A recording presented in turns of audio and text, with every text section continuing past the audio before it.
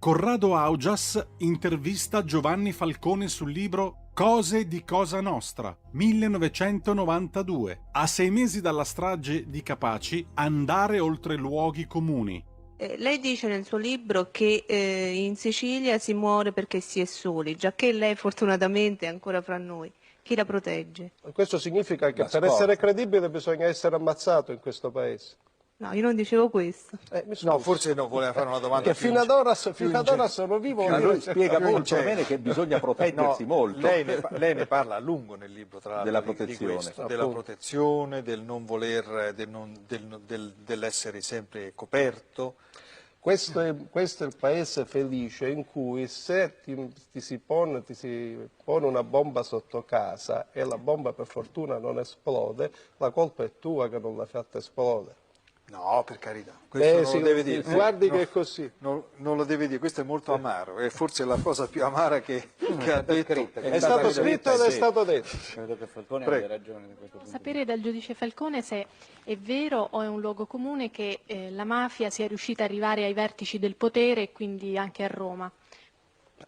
Anche questo, se mi si consente, è una frase grave che però rispecchia un luogo comune. Che cosa significa essere arrivati al vertice? Che cosa è il vertice del potere? In che periodo è andato al vertice del potere?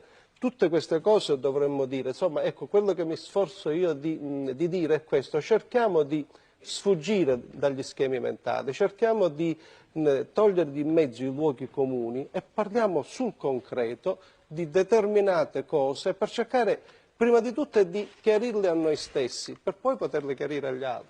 Signora, sì, poi volevo fare una domanda io a Falcone. Sì, io volevo chiedere al giudice, lei dice che la mafia sparirà per un fenomeno naturale come tutte le cose umane. No, non ho detto proprio questo. Ecco, adesso non ho trovato la pagina, mi potrebbe sparire lo dispiace. Ecco, Ho però detto io che è ho un captato fatto umano e come tutti i fatti umani ha un inizio e una pensa fine. che può sparire? In base a quale... Perché tutti siamo di passaggio su questo mondo, anche la mafia è un fatto umano e come tutti i fatti umani ha un inizio, ha un suo evolversi e poi avrà una sua fine. Il problema è di cercare di affrettarla il più presto possibile. Giovanni Falcone sul libro Cose di Cosa Nostra, 1992. Andare oltre luoghi comuni. Va ora in onda Lingue e Dialetti.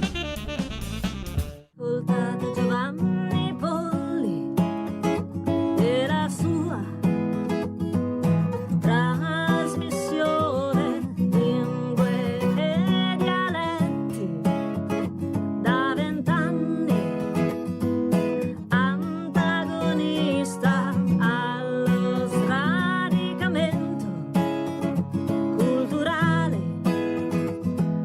e alla glottofobia. Ascoltate Giovanni Polli per sempre.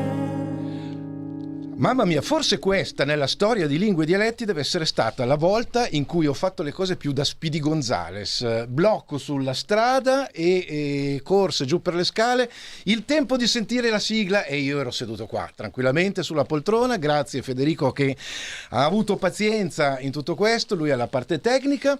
E allora adesso qui abbiamo un punto, io innanzitutto devo togliere questi perché sennò da lontano non vedo niente. Buonasera da Giovanni Polli, questa è Lingue e Dialetti, trasmissione antagonista dello sradicamento culturale e della glottofobia. Siamo di nuovo in onda in diretta, in questo naturalmente sempre per chi ci ascolta in diretta, venerdì 29, devo guardare la data perché mia macchina del tempo in testa è un po' sfalsata, 29 ottobre 2021. Ragazzi, fra 2 giorni è il Capodanno celtico e quindi bisogna fare qualche cosa di particolare, bisogna ricordare che insomma c'è un rito, un momento di passaggio molto importante che è stato alla base di molte ritualità, anche quelle che successivamente sono state cristianizzate. Purtroppo negli ultimi 10, 20, 30 anni, ma 25, si è tirato dietro anche quell'orrida pacchianata americana di Halloween e qui saremo ancora a spiegare il perché e il per come, perché ci tengo particolarmente.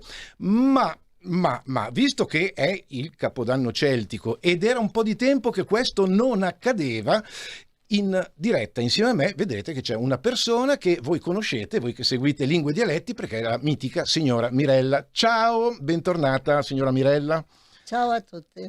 Benissimo, è qui ed era da prima del tempo del Covid che non venivi più in trasmissione, da un bel po' di tempo quindi. Sì, almeno 2 anni. Allora ogni tanto so che qualcuno mi chiede, ma la signora Mirella è tranquillissima e adesso la vedete, la sentite ed è un po' un rito, no? Come c'è il rito della zucca. Non tanto per Halloween, perché voi sapete, l'ho appena detto, non è Halloween che mi interessa, ma il Capodanno celtico è comunque il momento delle zucche. Non c'è niente di meglio che fare raccontare ancora una volta la signora Mirella, che adesso sta guardandosi al cielo perché è tutta una sorpresa, tutto improvvisato, la testimonianza insomma di questo rito che pure lei, quando avevi quanti anni? Ma quando ero una bambina, e parliamo verso la fine della Seconda Guerra Mondiale. Quindi giovanissima, assolutamente, verso bambina, sì. Verso la fine della Seconda Guerra Mondiale, quindi gli americani dovevano ancora arrivare, no? Quindi... Certo, era un rito che noi seguivamo da sempre praticamente al mio paese. Il tuo paese, lo ricordiamo, è in Emilia, giusto? Quindi... Sì, è in provincia di Parma. Provincia di Parma, e in Emilia, quindi la pianura padana, più pianura padana non si può, perché proprio è veramente il cuore di quest'area europea e italiana naturalmente. E lì che cosa succedeva? Prima che arrivassero gli americani, prima che arrivasse Halloween, cosa che è comunque degli ultimi un quarto di secolo, prima si leggeva qualche cosa del Grande Cocomero sui fumetti di Linus, ma più di quello non c'erano. C'erano le festività cristianizzate di Ognissanti e la festa dei defunti. Però che cosa succedeva quindi nel periodo della fine della Seconda Guerra Mondiale, quando la signora Mirella era bambina? C'era il rito della zucca, si prendeva la zucca, la si svuotava e ovviamente con il ripieno poi si facevano i tortelli di zucca. Non si buttava via, certo. No, certo. E si incideva con le solite occhioni, il dente che sporgeva dalla bocca, eccetera, le solite cose, e poi si infilava una candela e si accendeva la sera di Ognissanti, la sera dei morti, la sera che per noi era una festa naturalmente da seguire tutti gli anni nella stessa data. Assolutamente, quindi praticamente tu hai descritto quello che per gli irlandesi è Jack O'Lantern, no? Questo personaggio che è costruito esattamente così, ecco, quindi più celtico di così non penso che possa esserci niente, no? Quindi proprio quando si sente dire che facendo una grande confusione, infatti stasera un po' mi tolgo i soliti sassolini, voi lo sapete, arriva il Capodanno celtico, arriva Giovan Polli che deve raccontarvi sempre le solite storie, ma è così, è un rito anche questo. Allora, quando si sente dire Halloween non c'entra niente con le nostre tradizioni, una roba satanica, allora per cortesia ricordiamoci che le nostre tradizioni sono le stesse, identiche, che hanno poi portato da una parte la festa di Ognissanti e dei defunti, che è esattamente Sacrum Continuum, è esattamente informata dalla stessa identica data e dalla stessa identica anche spiegazione, no? Quindi è un momento in cui c'è comunque questo incontro, si ricorda, metaforicamente o non metaforicamente, si ricorda chi ci ha preceduto. Dico bene? E naturalmente c'è anche successivamente, questo l'ho scoperto, perché da noi ci si fermava alla zucca intagliata e che poi si metteva sul davanzale per spaventare, ecco. Però più tardi in Piemonte a questa consuetudine, che come zucca non c'entrava niente, non si faceva la zucca, però si recitava il rosario, sì, e successivamente si mangiavano le castagne, si beveva il vino, in genere si faceva anche con amici, con parenti, una famiglia allargata, diciamo, e sul tavolo si lasciavano le bucce delle castagne, si lasciava il contenitore delle castagne rimaste e si lasciava un pochino di vino nel bicchiere. Perché? Perché alla notte sarebbero arrivati gli spiriti dei defunti e avrebbero avuto l'accoglienza da parte della famiglia affettuosa, e loro avrebbero partecipato a questo banchetto anche loro. Quindi niente, non arrivavano per spaventare gli spiriti delle tenebre, arrivavano semplicemente per accogliere, esatto, si accoglievano perché erano i parenti, le persone care che appunto avevano preceduto e ci hanno preceduto nell'altro mondo, no? Perché Capodanno celtico, che poi è stato, l'abbiamo detto, ricordato anche un attimo fa, trasformato in festa di Ognissanti e dei defunti della Chiesa Cattolica, però è un momento in cui i due mondi si incontrano, il mondo dei vivi e quello delle persone che non sono più su questo mondo ma sono andate nell'altro. Però c'è ancora un momento nell'anno in cui si possono rincontrare, ed è questo. Sì, in effetti c'era la parte della religione imposta su questa data, esattamente, impostata su questa data. Hai detto bene imposta, hai detto bene, lo so che ti sembra un po' un lapsus, però è vero, diciamolo che è stata imposta, non l'hanno chiesto per favore, fatevi là per cortesia che arriviamo noi, non è andata proprio così. Comunque è sopravvissuta esatto. in grande parte la parte proveniente dai riti celtici. Assolutamente sì, dobbiamo ricordarlo. Ecco, per quello che innanzitutto la signora Mirella è una custode di questa tradizione, proprio perché non soltanto ha partecipato alla costruzione delle zucche da bambina, ma poi ha anche partecipato come piemontese acquisita anche alla seconda parte, che è stata quella che continua tuttora con la tavola che rimane comunque apparecchiata. Questo è... Sì, infatti è così, infatti è già predisposto per lasciare la tavola apparecchiata. Esatto. Allora, stiamo parlando un po' di antropologia e di riti più che di lingue questa sera, ma voi lo sapete che sotto Capodanno celtico non ve la sfangate, non scappate da questo. Abbiamo una telefonata allo 02 66 20 35 29. Pronto? Pronto, Joan Marc. Sì. Sono Runk de Waver. Runk, ogni 30 tanto 30 secondi solo per farti gli auguri di buona fine d'anno e buon anno nuovo. Grazie. Buon Samonios a te. Tendur, mai mulà, mi raccomandi. Anche a te. E speriamo che l'anno prossimo che gli dei ci proteggano, che ci siano propizi. Basta, non ho nient'altro da dire. Beh, guarda, mi sembra hai detto tutto, per cui ognuno ha gli dei suoi, giustamente, come se mi permetti anche Padania libera, speriamo prima o poi. Vabbè, naturalmente ognuno ha i suoi dei e ognuno ha le sue. Esatto, noi siamo per la pluralità. Non un pensiero unico, ma tanti pensieri liberi. Sarebbe anche una bella cosa. Buon anno, buona fine d'anno, buon Samain, buon Samonios. Grazie, ciao, grazie ciao. Runk de Waver. Ancora una telefonata, pronto? Si sente un ritorno delle cose già dette, sembra quasi un karma strano questo. Pronto? Ciao Giovanni, Gigi. Oh Gigi, allora fai una cosa, allontana quella radio che ha un ritardo. L'ho già, ecco, perfetto. Spostata. C'era la mia moglie che l'ha sposta. Perfetto. Grandissimo Bergamasco. Allora hai sentito che è tornata la signora Mirella stasera e quindi penso che... Sì, l'ho sentita. Sembra perfino che lei abbia copiato la poesia che ho qui sotto mano. Ma non mi dire. La signora Mirella è una copiona. È vero, lo facevo di nascosto anche a scuola. L'ho preparata senza perdere tempo in preamboli perché la noce ormai la ria. E infatti io ho scritto la poesia La noce di anime trapassate. Vai, è tutto tuo il microfono. Ognuno li sveda la sua passeggera e un lui pugia sul font faccia pia al mandà e sciarù sul mur della ca e non te risceci ambatie i brocheci. L'era la sira ando sanvidai mor della ca. Passace tra passace, ma sempre ricordaci.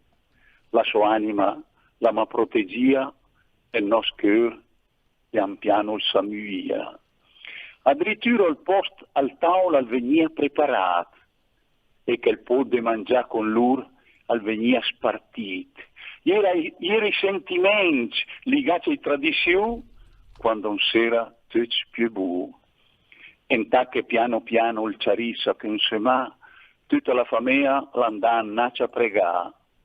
Le quel che non useresti fa con Dio su, mia come adesso che non fai ballo su. Le storie che il nonno il canta, piano piano ma fa addormentare. E sì che gli anime di trapassati, tutte che robe che mi era lasciate, gli avrei mangiati. Ecco qua, signora Mirella, abbiamo fatto assieme questa poesia qui. Molto bella e mi ha commosso. È vero o no? È tutto quello che lei ha detto che io ho scritto, perché i sentimenti di queste cose anghiapo a noter, anghian del cuore, anghian del anghian di sentimenti. Assolutamente. Tutte queste robe qui.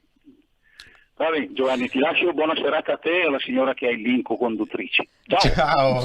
Buona serata anche a lei. Ciao Gigi, ciao grandissimo bergamasco, e non poteva mancare, insomma, perché d'altra parte è il momento in cui ci si ritrova, Capodanno celtico, e allora ancora cosa devo dire? Che quello dell'anno scorso, da un certo punto di vista, io che sono anche un pochettino cattivello, devo dire, da un certo punto di vista ho detto lo scherzetto qui ce l'ha fatto il virus, quindi insomma evocare ancora scherzetti non era il caso nel 2020, insomma. Quindi Halloween non c'è stata, e io mi auguro che sia stata anche un'occasione questa per riflettere intorno al valore di un passaggio, di un momento di passaggio che non è soltanto una roba commerciale, un carnevale fuori stagione importato dall'America, perché evidentemente ci sono degli interessi anche commerciali e di decostruzione identitarie, ma è anche e soprattutto un qualche cosa che è fortemente radicato nella nostra cultura. Per quello che io ho sempre un po' molto il dente avvelenato anche con chi ne approfitta per dire che questa è una festività che non c'entra niente con noi e che è addirittura, aiuto, satanica. Parolona. Ma signora Mirella, ma tu lo sai che i Celti, che appunto hanno originato, da cui sia originato, dalla cui cultura ancestrale sia originata questa festività, non conoscevano Satana in quanto tale, questo personaggio molto metaforico, se vogliamo, anche se per qualcuno è reale, ma non era nella spiritualità celtica, no? Non c'era una divisione netta tra il bene e il male, non c'erano quindi figure di questo genere, c'erano degli dei con le loro competenze, e c'erano anche soprattutto i druidi che avevano la caratteristica di dividere tutto il creato per tre. Quindi l'equilibrio era fondato, ed è tuttora fondato per chi segue quella visione, sul 3. E quindi il 3 è un equilibrio dinamico, non è un equilibrio statico, quindi il bene, il male. No, c'è questo 3 che continua a essere un numero che provoca i mutamenti e anche i cambiamenti di prospettiva. Complicato, lo so, sembra un po' complicato, però è esattamente questo. Tornando invece al discorso più strettamente linguistico, visto che comunque lo dobbiamo toccare, sappiamo, perché la signora Mirella sapete che ha avuto lo sradicamento perché lei non ha appreso l'emiliano, quindi non lo conosci, lo capisci, ma non lo parli normalmente. No, a casa nostra ci era stato imposto a noi bambini. A proposito di imposizioni. Di parlare in italiano, sì, certamente. Però lo capisco ovviamente bene, mi piace moltissimo la lingua di Parma, di Parma Ariosa, quella della provincia, sì, verso l'Appennino già. E tra l'altro, guarda, ad esempio, qui il resto del Carlino, l'Emilia sembra che sia, questa è una comunicazione che ti do se non senti le trasmissioni ogni tanto, in Emilia sembra che ci sia un fervore abbastanza importante, no? Per la tutela e la riscoperta delle tradizioni linguistiche, purtroppo ancora senza quella consapevolezza che sola può portare a un vero programma di rivitalizzazione linguistica, però già importante che non se ne parli più della lingua, il cosiddetto dialetto emiliano, come in tutti gli altri, come un disvalore, ma anzi se ne riconosca ancora l'importanza. Ecco, naturalmente l'augurio che io posso fare a tutte le famiglie e a tutti i bambini è: imparate, non l'emiliano soltanto, l'emiliano in Emilia, ma tutti tutti imparate, trasmettete le lingue dai territori, perché sono un valore e un vettore di valori e di consapevolezze molto importante. Ecco, soltanto perché tu hai citato diverse volte, dammi ancora, ricorda ai nostri ascoltatrici e ai nostri ascoltatori qualche nome di qualche grande poeta che tu conosci molto bene. A Parma è senz'altro Renzo Pezzani. Gli altri sono via da tanti anni, non ne sono a conoscenza, ma Renzo Pezzani se l'ho conosciuto bene, ha delle cose molto simpatiche e qualcuna l'avevo anche letta. Infatti ricordiamo che eri venuta qui con il libro, avevi letto Renzo Pezzani, magari prima o poi lo potremo ancora riprendere in mano questi libri. E naturalmente il mio consiglio è naturalmente, non entro nel merito delle fedi delle persone, perché ciascuno ha il diritto sacrosanto a coltivarsi la propria, per cui assolutamente non è un discorso pro o contro quella visione religiosa, è un discorso molto generale il mio, e quindi inviterei però tutti, ognuno con la propria sensibilità, a festeggiare, a celebrare questa ricorrenza, questo Capodanno celtico, che ha un nome, Samonios nell'antico celtico continentale, ha un nome cristiano, festa di ogni santi, festa dei defunti, ed è spalmata su 2 giorni perché è il 1° ed il 2, ma ha anche un revival, non come Halloween ma come vero Capodanno celtico. E io qui mi intesto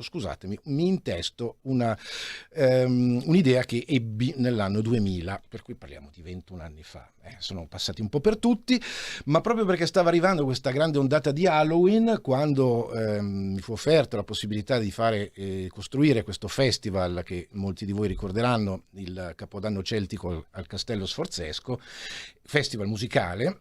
All'inizio poi si è allargato, è diventato anche un festival della rievocazione, dell'artigianato e tutto quanto, ma lì volli proprio chiamarlo Samonios, non Halloween, per l'amor del cielo, e comunque con un nome che aveva un senso ancestrale, che comunque ricomprendeva tutto, anche le visioni successivamente arrivate. E io ricorderei a questo proposito che il 31 di ottobre, quindi parliamo di domenica, se non ricordo male, perché poi ripeto il mio calendario è un pochettino sfalsato, questa domenica, quindi domenica prossima, per chi ci ascolta in diretta, a Busto Arsizio c'è Jean Dis, che è del grandissimo Umberto Crespi, che organizza il Samonios Capodanno celtico, quindi con l'organizzazione di Busto Folk. Io ci sarò, se qualcuno di voi viene mi trova, perché bisogna veramente ritornare a frequentare anche le feste celtiche, che hanno avuto un grandissimo boom una ventina d'anni fa, poi sono rimaste assestate su uno zoccolo duro, e devo dire che prima del Covid ero stato in Subria, non si riusciva a passare tanta la gente che c'era, per cui significa che tutto il lavoro fatto non è stato disperso, anche per recuperare le radici, quindi tutto quello che la signora Mirella questa sera ha di nuovo raccontato, far parte della sua storia personale e della sua storia anche della comunità, del popolo in cui è nata, e poi ha lasciato per motivi personali, poi si è spostata, però da lì viene, ed è sempre bello ricordare, cosa che io ho fatto tra l'altro in una discussione su Facebook proprio oggi, in una pagina sugli Amici del Piemonte, perché c'era la solita diatriba, ma non è una roba nostra, sì, è una roba celtica, però qui celti sì, celti no. Allora a un certo punto quello che io vi ho raccontato adesso l'ho riscritto lì, per cui se voi siete su Facebook e volete andare a cercare Giovan Polli, Amici del Piemonte, vedete un attimo, devo dire che diverse persone hanno apprezzato, e questo mi fa piacere, non perché abbiano apprezzato quel che ho scritto io, ma perché comunque evidentemente è bello anche ritornare a mettere i puntini su lei, come si dice. C'è, a proposito del Capodanno celtico, prima di chiudere questa prima parte della trasmissione, anche salutare la signora Mirella che ha ricordato insieme a noi questa ricorrenza, devo dirvi che c'è anche un'altra iniziativa. Se voi cercate Aurea Nox, anche qui su Facebook, ma c'è anche un sito internet www.aureanox.it, esce un libro pubblicato via Amazon, va detto, quindi lo potete acquistare su Amazon sia in formato ebook ma anche in formato cartaceo. e io vi consiglio caldamente di farlo, di acquistarlo in formato cartaceo. Allora, su questa nuova raccolta di Aurea Nox, che è dedicata alla revisione di alcuni personaggi storici che magari sono stati un po' maltrattati, qui ci sono diversi scrittori che partecipano a questo progetto, che riabilitano qualche personaggio storico che non gode di buona fama. Non parliamo di personaggi polemici del Novecento, parliamo indietro, quindi togliamo subito ogni dubbio. Non ci sono revisionismi di quelli che vengono giudicati pericolosi, assolutamente no. Però cosa c'entra il Capodanno celtico? Perché dal momento che Aurea Nox esce in coincidenza con il Capodanno celtico, mi è stato chiesto di scrivere una postfazione proprio sul Capodanno celtico, per cui c'è un pezzo, un articolo, non un articolo perché non è un giornale, ma uno scritto mio, dove praticamente vi racconto in maniera non troppo lunga ma nemmeno troppo sintetica come ho fatto adesso il perché dobbiamo tornare a essere in contatto con la terra e con i suoi riti, e soprattutto scacciando quelli finti e quelli assolutamente commerciali, e su questo la lezione di Pierpaolo Pasolini io la devo sempre riprendere, perché il consumismo visto come il nuovo fascismo da Pierpaolo Pasolini è esattamente questo, il trasformare tutto, anche le tradizioni, la parte più importante dei legami dell'uomo con se stesso, con la comunità e con il proprio popolo, trasformarlo in merce. Quindi su questo penso che possiamo essere tutti quanti d'accordo. Certamente. Assolutamente. Tra l'altro ricordo che in quegli anni lì, era 73, usciva anche un famosissimo, secondo me il capolavoro album dei Genesis, che era Selling England by the Pound, svendendo l'Inghilterra alla libra, ed era esattamente quella la tematica, le figure della cultura, della tradizione inglese che venivano trasfigurate in strumenti per vendere al supermercato, no? Quindi era come tutte le grandi feste. Come tutte le grandi feste. Prendiamo solo il Natale e cosa si è trasformato. L'hai detto, esattamente. Allora, a questo punto, signora Mirella, io ti ringrazio per essere stata qui, essere ritornata a questo microfono e a queste telecamere, perché ovviamente ti si potrà rivedere tranquillamente su YouTube. Sì, certo, sei in tutto il tuo splendore, sei qui. Guarda, grande Federico, che anche tu sei un sostenitore, quindi grazie ancora di essere stata qui. Tornerai prossimamente, è una promessa, perché diverse volte mi hanno chiesto di riportarla e io ho obbedito alla volontà dei miei ascoltatori e delle mie ascoltatrici. Grazie ancora, linea alla regia e noi ci sentiamo tra pochi secondi. In quanti ti promettono trasparenza, ma alla fine ti ritrovi sempre con il bollino rosso e non puoi dire quello che pensi. RPL, la tua radio. Non ha filtri né censure. Ascolta la gente e parla come la gente.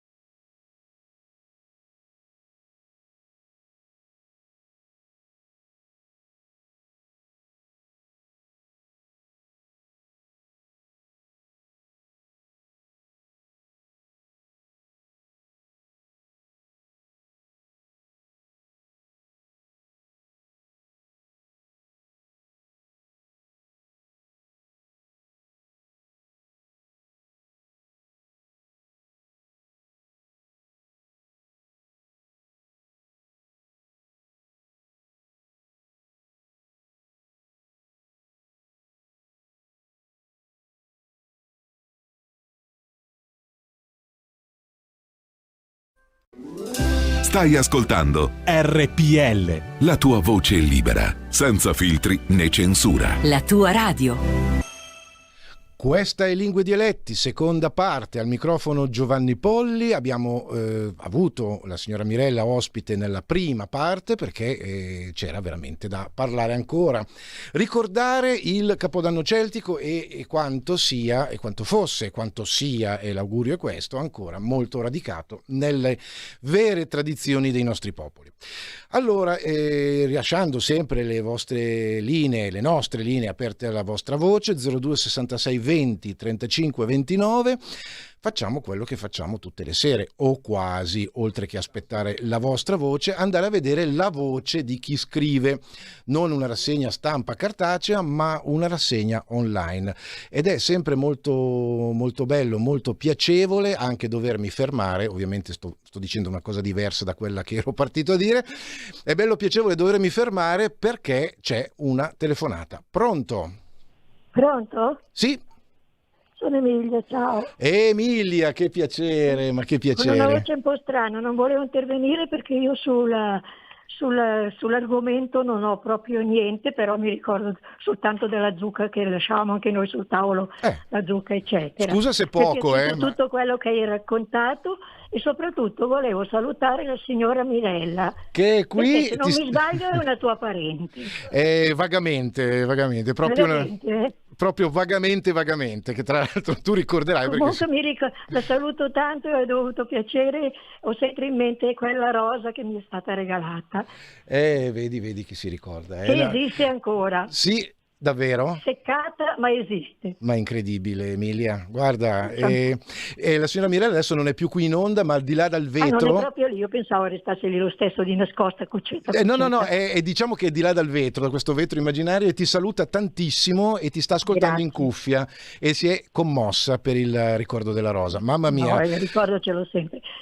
Sì, per me mi sembra di essere Raffaella Carrà in un attimo, però scusami, ho dovuto sdrammatizzare perché se no mi commuovo anch'io e poi non finiamo più.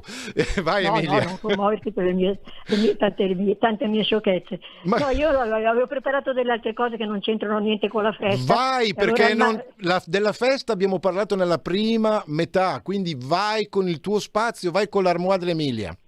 E allora senti, tiro i proverbi di una volta e stagione d'incur. Vai. Guarda, perché è scritta bello in grosso, stampatello riesco forse anche a leggerla un po' meglio. I bei primavera d'una volta in due innà, quando s'accattava Violette e Margherite in Diprà, un proverbio a San Giuseppe, Samole e Calzette, ma adesso le più se facile il vecchio a mo' Pellizzette, i Pellizzette che usano così più adesso. Per febbraio la Madonna della Seriola diceva anche d'inverno c'era un fera, sì. Ma a febbraio si suita gelà. Arriva la nefa Pasqua, che cosa fa imbiancare? Se prima erano quattro, ora è un po' di confusione. Si dicevano che prima di Natale un freccio non fa, ma che dopo Natale un freccio va. Tutto bello, che senza zero anche a gennaio, e arriva la fioca fin giù in del mare. Quanto a ottobre il piove altrona, gli stabilì che l'invernata è buona. A ottobre si sentina quei tronata, ma d'inverno in scigelà la mangiano fregata. Insomma, i proverbi in anche bei, ma chi sa deve leggere, commentare, ma la sai lì. Viene vu che il di San Sebastian di Elimman e subito rimane San Benedetto fresco di can. Insomma, d'inverno il faceva caldo, in fresco d'estate, primavera coi bei morti, autunno coi verdi, ormai sarà in costume di bagno o i paltò o calzoni. Via i tagliori e robe mezza stagione. I proverbi vengono a tai perché gammetù 100 anni fai. Scusate la mia... No, ma Emilia, ma cosa ti dobbiamo scusare? Ho detto che leggevo meglio perché è scritto in grande, ma invece mi ha fregato anche stavolta. Guarda, Comunque, io ti ringrazio, ma ti ringrazio, tra l'altro non è proprio che sei fuori tema, perché parlando comunque di tempo che passa, di tempo che il ciclo del tempo, perché il Capodanno celtico è quindi che qui c'entra proprio i tuoi proverbi, il tuo racconto sulle fasi dell'anno, sui giorni, sulle festività, è proprio centrato, assolutamente. Sì, ma pare divino che mi ha buona delle legge, pazienza, tirami innanzi. Mi dici sempre tirami innanzi le tue cose perché tiri innanzi un po' malamente, ma pazienza. Emilia, Comunque la musica, la natura e il dialetto sono le mie cose che mi fanno vivere. Auguri, buona festa che ormai è quasi finita, ma stasera qualcosa ci darà anche a mo', no? ah beh, no, ci mancherebbe altro, ma guarda che la festa è il 31, dal 31 sì, al sì, primo. già che non Deve è arrivare oggi. ancora. No, non è oggi. È l'ultima trasmissione prima del Capodanno celtico, per cui è tradizione che una piccola tradizione nella tradizione che se ne Va bene, parli. saluto tutti e il bergamasco è sempre il bergamasco. Se parli. È sempre lì. Però anche tu sei sempre tu e guarda, il tuo armoire è sconfinato, praticamente è presente l'armadio delle favole, si apre e c'è una distesa infinita di cose, di scritti, di racconti, di memorie, cosa bella. Sai che avevo fatto tante filastrocche per i bambini, no, non credo di averlo detto, perché è appena successo. Era il compleanno di mia cognata e c'erano là soltanto i parenti perché lei poverina con l'Alzheimer, insomma, non capisce, Sì. eccetera. Non dice quasi una parola. Io ho portato là le strofette e gliele abbiamo letto una o due, le strofette, come si chiamano? Le filastrocche. Però io ne avevo fatte tante in dialetto, di la verità ne rifà tanti in dialetto, tanto per tornare al dialetto. E che ho catafera domani qui, che fa in italiano. Beh, sai che gliel'abbiamo data, che era lì una ventena di persone, tutte figli, nipoti e la zia, ecco per dire. Si è messa a leggerla con una disinvoltura che non ti dico. Però... La filastrocca dei fiori, eccetera, che era una di quelle che avevo fatto io con gli uccellini, e tutte cose per i bambini, insomma, quando avevo fatto una trasmissione sui bambini. Ah, Radio Nova, giusto, perché ricordiamo che... Quelle erano cose di Radio Nova. Va bene, così lo tira da lungo anche stasera, continuo con quello che stavi raccontando, che è tutto interessante. Emilia, no, guarda, Saluto più interessante, tutti, un abbraccio a te, ma più interessante è quello che racconti tu e lo sappiamo perché il tuo armoire è veramente una miniera delle meraviglie, una miniera delle memorie, come ho detto prima. È la rubrica fissa o quasi di Emilia Fontana, l'Armoire dell'Emilia, quindi grazie anche per questo momento. Però un pensiero assolutamente visto che abbiamo persone che Emilia è una collaboratrice fissa dalla prima ora e quindi di ore ne sono passate un po'. La grandissima cantante Lia Moretti che spesso chiama, saluta, racconta eccetera, io le faccio un'enorme montagna di auguri perché poco prima di andare in trasmissione mi è arrivato un suo messaggio che dice sono ricoverata in ospedale, non mi ha detto niente di più, per cui io la penso tantissimo e tutti quanti le facciamo una montagna, ma di più una catena himalayana di auguri, una grandissima Lia. E poi, vabbè, visto che siamo in tema di ricordare le persone che hanno costruito questa trasmissione, ma ce ne sarebbero talmente tante, sicuramente negli ultimi anni, nel primo decennio del secolo, non posso non ricordare Carla Di Vigevano, il cantonin della Carla. Ecco, Carla che è persona attivissima, ogni tanto qualcuno mi chiede, dico ha problemi di parola, di fonazione, però al di là di questo è persona attivissima, presentissima più di me, devo dirlo, e la trovate su Facebook, la trovate perché Carla Sant'Agostino, la trovate e lì praticamente ha il suo profilo che è un enorme cantonin della Carla di fatto, per cui non è più in versione radiofonica, qualche volta dovrei andare a spigolare nella sua pagina Facebook proprio perché quello che ci regalava in trasmissione quando appunto interveniva quasi tutte le puntate con il suo cantonin lo regala agli utenti Facebook, e quando qualcuno dice che le persone che sono entrati nella seconda giovinezza hanno problemi con Facebook, andate dalla Carla Di Vigevano che vi spiegherà come utilizzarlo, perché lei lo usa benissimo e con il suo spirito che noi sappiamo ogni tanto essere anche molto pepato, per cui andate assolutamente a seguire la Carla Di Vigevano.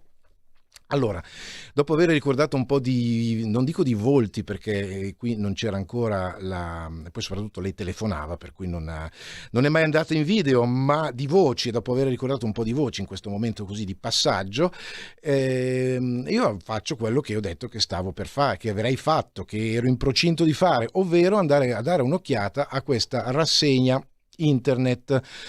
E si fa sempre alla solita maniera, parolina magica odiata, dialetto, messa dentro nel motore di ricerca delle notizie più famoso del mondo e al solito viene fuori anche qui una lunga teoria di articoli, e come al solito mi piace andare qui a leggere qua e là quello che si dice, perché quello che passa di tutti questi articoli, ancora una volta lo sottolineo, è la positività del cosiddetto dialetto, e non ci sono più, e questo lo sappiamo, l'abbiamo analizzato a lungo, attacchi brutali, ma ormai, visto che purtroppo siamo arrivati agli ultimi respiri di questi patrimoni immensi che si stanno spegnendo, incominciano evidentemente tutti quanti a rimpiangere, no?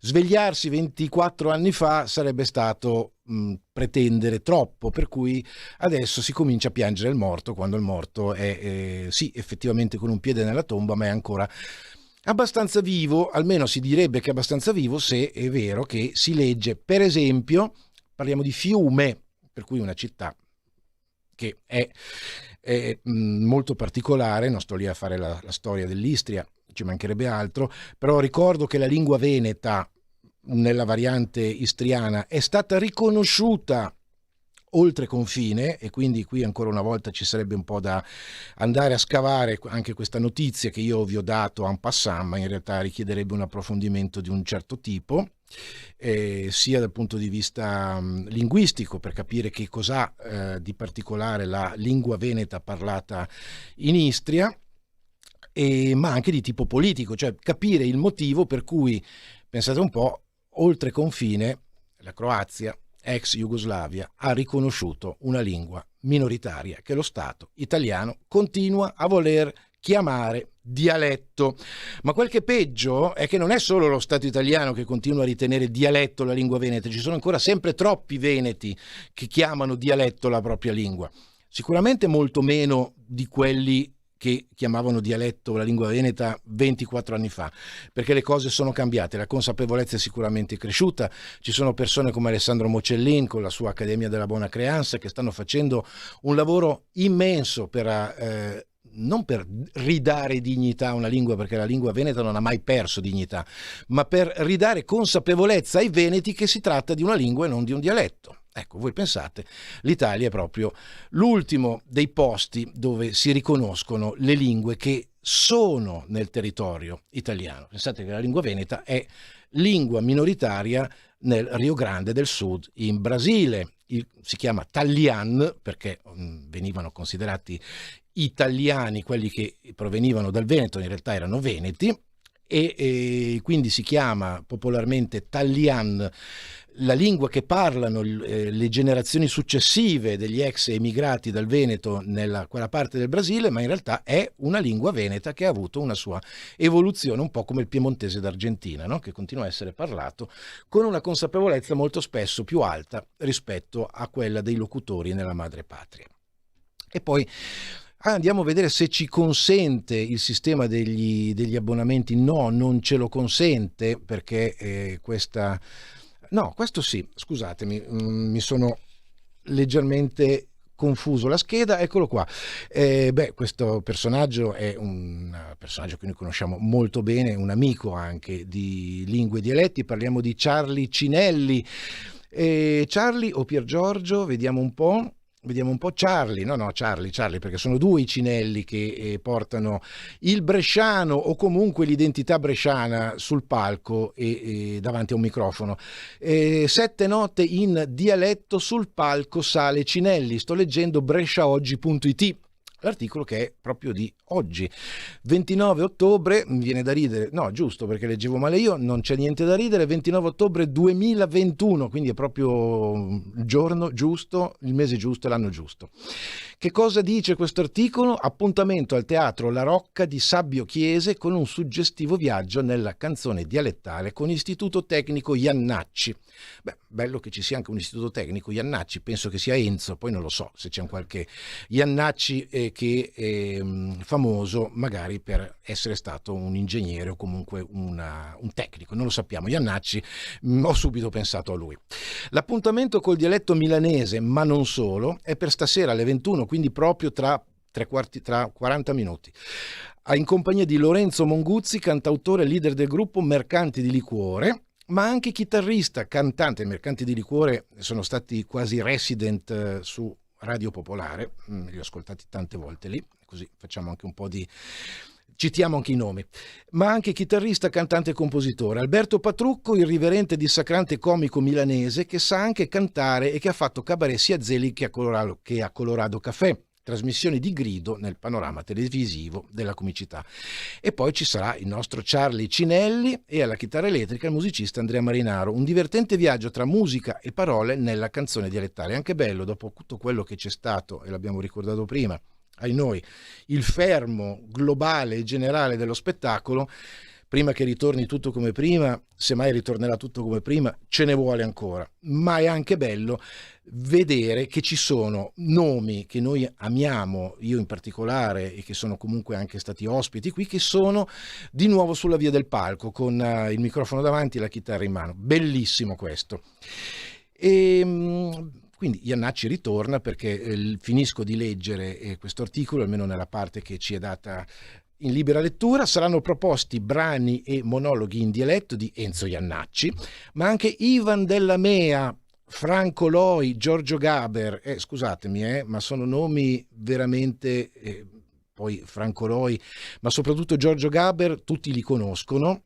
Ivan Della Mea forse è più di nicchia. Ivan Della Mea è stato uno dei grandissimi interpreti, ripropositori, ricercatori della canzone popolare, e inutile dirlo perché era molto connotato politicamente nella sinistra degli anni 70, ma è stato uno dei nomi dai quali non si può prescindere assolutamente se ci si vuole occupare di canzone popolare e nelle lingue dei territori.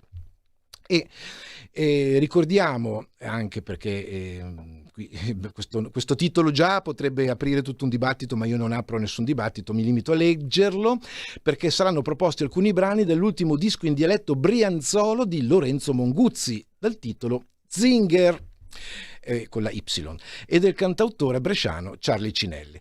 Allora, va bene, l'abbiamo letto, valeva la pena, anche perché fare circolare certi nomi e certe informazioni è sempre molto importante, io ritengo. Allora, ritorniamo negli ultimi 3-4 minuti che ancora ci accompagnano alla fine della trasmissione. Ritorniamo a leggere ancora questa rassegna online. E questo è un altro bell'articolo che mi interessa particolarmente perché ne abbiamo parlato e lo leggo. Roma, parliamo di Roma, e perché mi interessa particolarmente? Voi ricorderete che è stata una grandissima ospite nei mesi scorsi a questi microfoni Viola Nocenzi, che oltre a essere cantante, cantautrice, compositrice, musicista e nota anche per il cognome che porta, perché il cognome che nella musica e nel rock italiano ha molto da dire, ha detto tantissimo negli ultimi 50 anni e ancora avrà da dire. Ecco, Viola Nocenzi, che essendo romana ha pure letto un monologo suo scritto da lei in romano o romanesco, perché lei lo chiama romano, io lo chiamo romanesco, ma non l'abbiamo mai indagato. Invece si chiede questa cosa, e poi lo chiederò a lei giustamente quando sarà il momento. L'articolo è bellissimo, titolo: Romano, romanesco o romanaccio? Qual è il vero dialetto di Roma? Roma è una città unica nel suo genere, non so se faccio in tempo a leggerlo tutto, ma abbozzo comunque l'argomento. Abbiamo una telefonata. Allora, mi fermo sul romano, romanesco, romanaccio, avremo modo di parlarne ampiamente. Pronto? Allora, passuma da Roma, passuma da Runa. Ah, Francesc, allora si arriva a te proprio all'ultimo, però è bellissimo. Lo Carissimo Francesco di Arona, come ti stai? Sto bene. Combinazione se ridre sentì adesso che sei in diretta e allora c'ho mappa salutata così proprio al volo, proprio così da... Era un po' di tempo che non ci sentivamo più, mi fa piacere sentire che stai bene e che cosa mi racconti in quel d'Arona nei pochi secondi che ci restano ancora? Nei pochi secondi che mi restano posso solamente dire che, non so se lo sapevi, ma ad agosto il Piero Guazzoni è andato avanti. L'avevo saputo purtroppo e avrei voluto anche parlarne, non possiamo farlo in pochi secondi, però dovremmo parlarne. No, Piero Guazzoni che è stato... d'accordo, mi chiami così almeno vediamo che sento anche il Massimo e il Lucianino così con gli altri e vediamo di fare una sera, una trasmissione. Era 2 anni e mezzo fa che è venuto qui in diretta di presenza negli studi di Radio RPL, per cui me lo ricordo molto bene, le sue iniziative per l'Aronese fatte proprio in sede ad Arona, mi ricordo molto bene. Sì. E niente, dai, allora ci sentiamo, saluto te e che sei un grande che vai avanti ancora con la trasmissione che... Mai mulata in dur. Bravissimo, bravo. E l'ultima cosa, prima hai detto gli zingari, no? Zinger. Presumo che siano gli zingari, sì, no? penso che sia anche... Sì. Qui ad Arona si dice Istroleg, questo è anche dalle mie parti, da Istroleg da astrologi presumibilmente, no? Perché appunto praticavano e praticano tuttora l'arte, chiamiamola così, dell'astrologia, della divinazione, gli Strolek. E tra l'altro Strolek è anche il titolo di una raccolta di Franco Loi che abbiamo citato un attimo prima, guarda come ci combina tutto. Perfetto. Grazie. Ti saluto tanto e ci sentiamo a breve. A brevissimo, grazie Francesco di aver chiamato. Grazie. E sempre Allegar. Allegar anche a te. Allegar Francesco. Grazie di aver ricordato Piero Guazzoni, grazie di averlo ricordato. È un grandissimo testimone e soprattutto resistente linguistico e organizzatore. Ne riparleremo di Piero Guazzoni come riparleremo del romanesco romanaccio, magari interpellando ancora Viola, visto che era stata molto carina a parlare anche della sua lingua nella sua lingua d'origine. Benissimo, detto questo, Giovanni Polli cosa vi fa? Vi saluta naturalmente, vi fa gli auguri. Ecco perché c'è il vi fa. Non vi faccio cose brutte, vi faccio gli auguri per il Capodanno celtico, per Samognos, per Ognissanti. Comunque la sentiate, comunque la viviate, comunque la pensiate, questo è un momento molto importante. Pensiamoci, riflettiamo e facciamo festa insieme e smettiamo di spaventare la gente con queste stupidaggini americane. Arvezze e Allegar dal John Polli. Avete ascoltato